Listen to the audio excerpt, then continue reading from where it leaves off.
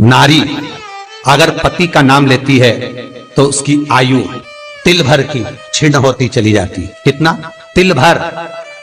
स्कंद पुराण में लिखा है तिल भर की आयु क्षीण होती चली जाती। नारी ज्येष्ठ पुत्र का नाम लेती है, हाँ ज्येष्ठ में अगर बेटी है तो उसका नाम ले सकती है, पर ज्येष्ठ पुत्र बड़ा पुत्र है और पुत्र का नाम लेती है तो उस बालक की कभी उन्नति नहीं हो सकती। तन से, मन से या धन से वो बालक हमेशा दुखी ही रहेगा। तुम दुनिया का सारा सपोर्ट कर दो, तुम चाहे अपनी प्रॉपर्टी बड़े बेटे के नाम कर दो, तुम चाहे पूरा दुनिया भर का सुख अपने बेटे के सामने लाकर खड़ा कर दो, तो भी अगर मां अपने बड़े पुत्र का नाम बार बार लेती है तो वो पुत्र या तो तन से या मन से या धन से दुखी ही मिलेगा, वो सुख नहीं पा सकता।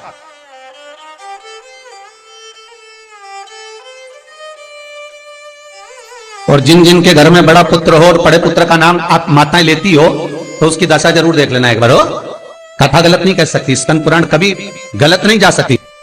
आपके घर में भी अगर बड़ा पुत्र हो और पुत्र का नाम अगर आप ले रहे हो, हाँ ये जरूर है अगर बेटी बड़ी और उसके बाद पुत्र बड़ा है तो वो ज्येष्ठ नहीं माना जाएगा। ध्यान रखना, ज्येष्ठ का मतलब होता है सबसे बड़ा पुत्र, उसके बाद सारे बच्चों का जन्म हुआ। क्योंकि बेटी अगर जन्म ले ली पहले फिर बेटा हुआ तो बेटी ज्येष्ठ कहलाएगी, है बेटा नहीं कहलाएगा। अगर पहला ज्येष्ठ पुत्र है तो मां सारी प्रॉपर्टी दे दे, सारा वैभव दे दे, मां सारा दौलत दे दे, मां उसके ऊपर सर्वस्व निछावर कर दे, पर अगर बेटे का नाम माता बार बार लेती है तो उस बेटे की उन्नति तरक्की नहीं हो सकती, उसको जीवन में सुख नहीं मिल सकता, कुछ ना कुछ चीज से वो दुखी रहेगा। चाहे वो बच्चों से रहे, पत्नी से रहे, परिवार से रहे, कुटुंब से रहे, व्यापार में रहे, व्यवसाय में रहे, ऑफिस में रहे, चाहे अपने शरीर से रहे, पर दुख तो उसके भाग्य में थोड़ा लिखा ही रहे। और जो चीज वेद व्यास जी ने वर्णन कर दी महाराज, उसका प्रमाण आप खुद भी अपने घर में देखो कि सही है कि गलत है। जिस जिस घर में बड़ा पुत्र हो और मां उसका नाम बार बार लेती हो, बार बार लेती हो, उस पुत्र की दशा देखिएगा आप। तन मन और धन तीन तरह से। इसलिए निवेदन करूंगा मेरी माताओं से, आपका प्रेम बहुत है क्योंकि आपका बेटा बड़ा है, आपका पुत्र बड़ा है, आपका बहुत प्रेम है और बेटे का भी माता के प्रति बहुत प्रेम है, पर उस प्रेम में तुम्हारा जो संबोधन है बार बार नाम लेने का, उससे उसको तकलीफ हो सकती है। इसलिए निवेदन है, मेरे कृष्ण का नाम कृष्ण था पर यशोदा कभी कृष्ण नहीं बोली है, कभी नहीं। यशोदा कभी कृष्ण नहीं बोली, कन्वा कहती थी। आपके बेटे का नाम कुछ भी, आप उसको नाम से मत पुकारो, उसका नाम चेंज कर दो, थोड़ा सा बदल दो, आप उस नाम से उसको पुकारना प्रारंभ करो। आप जो भी बोलना चाहे, आपके दिल की बात है, तो आपके पुत्र से आप क्या बोल सकते हो।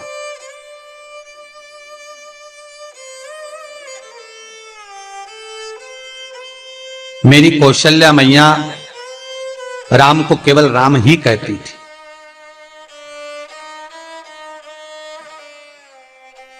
केकई राघव कहती थी,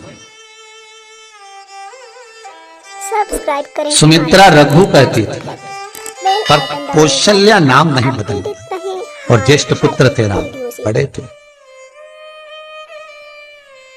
बड़े हुए, वन जाना पड़ा, लौट कर आए, धोबी की वार्ता सुनकर सीता का परित्याग करना पड़ा, समय आया लक्ष्मण का त्याग करना पड़ा, और समय आया तो ये शरीर को ही सरयू में छोड़ना पड़ा।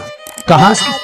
ताकि आप अपडेटेड रहें। स्कंद पुराण कहती है पति का नाम अगर नारी ले रही है तो तिल तिल भर उसकी उम्र घट रही है। पर ना जाने माताओं को ऐसा क्या है कि वो आज का फैशन हो गया, ए राघव इधर आ, राघव गया।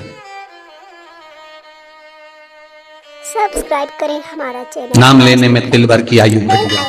ताकि आप अपडेटेड रहें। ज्येष्ठ पुत्र का नाम लेने में उसकी समृद्धि, उसका जो वैभव है, उसका जो सुख है वो घट रहा है।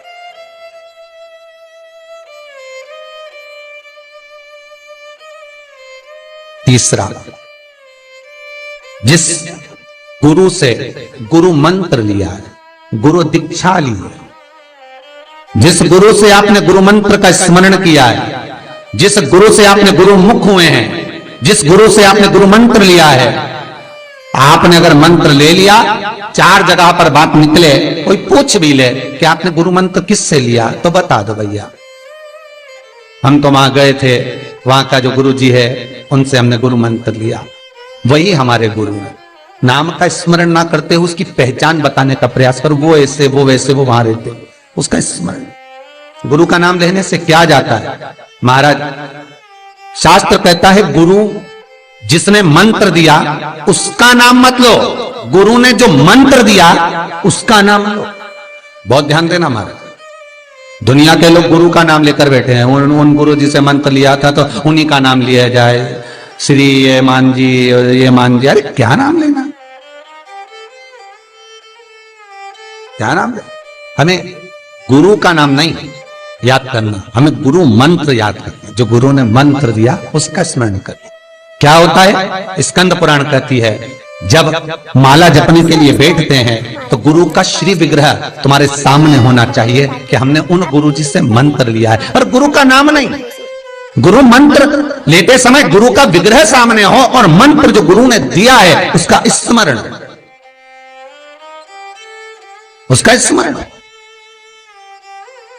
हम बार बार अगर गुरु के नाम का स्मरण करते हैं, हम बार बार गुरु का नाम लेते हैं, जिस गुरु से मंत्र लिया उसका नाम अगर हम बार बार ले रहे हैं तो हमारे घर में महाराज शांति टिकती नहीं है। थोड़ा सा क्रोध क्लेश थोड़ा बड़ा रहता है। अगर तुम्हारे परिवार में तुम्हारे घर में कोई किसी की निंदा करता हो तो कह देना भैया हमको 24 तरह के नरक में नहीं जाना, तू चुपचाप हो जाए। बिल्कुल चुप। 94 नरक में से 24 नरक निंदा के। बेल आइकन दबाएं ताकि आप अपडेटेड रहें केवल निंदा सुनना, हर एक वीडियो से। और निंदा करने वाला तो केवल 4 नरक में गिरता है।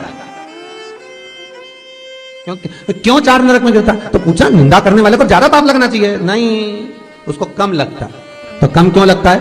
तो अग्नि पुराण में लिखा कि निंदा करने वाला को 4 नरक का भोग इसलिए भुगताया जाता है क्योंकि जिसकी वो निंदा करता है उसके सारे पाप धुलता है। मतलब आप किसी की निंदा कर रहे हो तो उसके पाप धुल रहे हैं। किसके? जिसकी निंदा हो रही है। तो वो निंदा करने वाले को तो भगवान ने इसलिए पैदा करा क्योंकि तू पाप धोएगा, तो इसलिए उसको 4 नरक। और जो सुन रहा है, अरे बोलो तो जम के, उसको 24 नरक। सब्सक्राइब करें पूरा हमारे चैनल 100% पाप कर्म तुम्हारे बेल होंगे। आइकन दबाएं ताकि आप उसको तो कम ही लगा जिसने हमारी करी, हर एक वीडियो से। और जो सुन रहा है उसको ज्यादा लगा। निवेदन करूंगा जिसकी किडनी गड़बड़ हो गई हो, जिसका लीवर गड़बड़ हो गया हो, जिसको डायलिसिस चल रहा हो और छूट नहीं रहा हो, बैकुंठ चतुर्दशी के दिन नदी के घाट पर, नदी तालाब सरोवर कुआं बावड़ी जो हो उसके तट पर 14 दीप लगाकर, पीपल के पत्ते पर शहद डालकर और उसमें एक काली मिर्ची शंकर जी का नाम डालकर बोलकर उसमें चढ़ा दें। उसी पत्ते की काली मिर्ची थोड़ा सा शहद घाट पर डाल दें और उस पत्ते को घर पर लेकर आ जाए। जिसको डॉक्टर ने कह दिया डायलिसिस होगा, किडनी लीवर गड़बड़ हो रहे हैं, बैकुंठ चतुर्दशी के दिन रात्रि को 14 दीप लगाकर जब घाट से आए, जिस व्यक्ति को रोग है बीमारी है उसको वो पत्ते समेत चटा देगा और फिर जाकर आप 8 दिन 10 दिन बाद जांच करवाओ, आपको उसका फल प्राप्त हो जाए। और विश्वास रखकर, क्योंकि हरि और हर मिलन कोई साधारण नहीं है। बैकुंठ चतुर्दशी का हिंदू धर्म का एक त्योहार जो हमारे भगवान शिव ने निर्मित किया है। शंकर ने जिन वारों को बनाया, त्योहारों को बनाया, तिथियों को बनाया, घड़ी और पल बनाए, शिव महापुराण में सब लिखा है कि एक एक पल, एक एक घड़ी, एक एक तीर्थ का एक एक स्मरण जो करा गया है हमारे यहाँ त्योहारों का, तिथियों का, वारों का, नक्षत्रों का, ये शंकर ने करा। ये कोई सहज नहीं बना,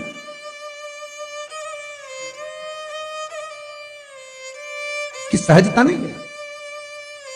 श्री शिवाय नमस्ते। सब्सक्राइब करें हमारा चैनल श्री बेल आइकन शिवाय दबाएं ताकि आप अपडेटेड नमस्ते। रहें हर एक वीडियो से। श्री शिवाय नमस्ते। अगर आपको हमारा ये वीडियो पसंद आया तो प्लीज़ एक लाइक बटन दबा दीजिए, हमारे चैनल को सब्सक्राइब कर दीजिए और अपनी दोस्तों के साथ शेयर कर दीजिए।